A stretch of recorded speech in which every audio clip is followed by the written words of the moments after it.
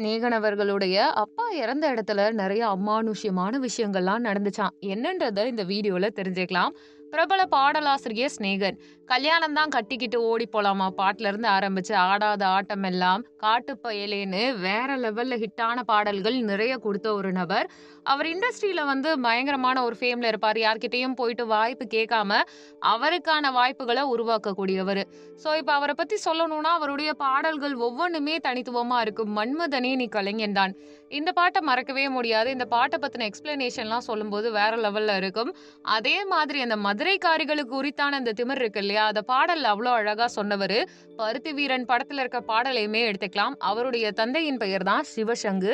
இவர பத்தி சொல்லணும்னா, அவரு 102 வயது வரைக்குமே வாழ்ந்திருக்காரு. உடல்நலக்குறைவு, வயது காரணமா இறந்து போயிட்டாரு. அவர் இறந்தத தாண்டி அவர் மக்களுக்கு நிறையவே நல்லதுகள்லாம் செஞ்சிருக்காராமா. இப்ப என்னாச்சுன்னா, அவர் இறந்து அவங்களுடைய சொந்த ஊரான தஞ்சாவூர்ல நல்லடக்கம்லாம் செஞ்சுட்டாங்க. நல்லடக்கம் செய்ற சமயத்துல பசுமாடுகள் எல்லாமே மரண ஓலம் போடுற மாரி கத்து கத்துன்னு கத்துனாங்களாம். அதே மாதிரி தான் கழுகுடைய சத்தம், கழுகு ரீங்காரமிடுறது அந்த இடத்த சுத்தி சுத்தி வந்துகிட்டே இருந்துச்சாம். இத பார்த்த உடனே சிநேகன் அவர்களுடைய குடும்பத்துல இருக்க எல்லாருமே பயந்துட்டாங்களாமா. என்னடா இது! நாம இறுதி ஊர்வலம், இறுதி சடங்கு செய்யற சமயத்துல இப்படிலாம் நடக்குதேன்னு சொல்லிட்டு பதட்டமாகும்போது, சுத்தி இருக்க பெரியவங்கலாம் சொல்லியிருக்காங்க. ஆண்டு அனுபவிச்சு வாழ்ந்த மனிதர் இவரு. நெறைய பேருக்கு நல்லது செஞ்சிருக்காரு. 102 வயதுகள் வரைக்கும் வாழ்ந்திருக்காரு.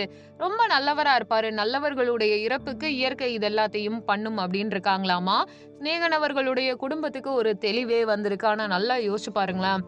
திடீர்னு ஒருத்தருடைய இறப்பு, பெற்றவருடைய இறப்பு.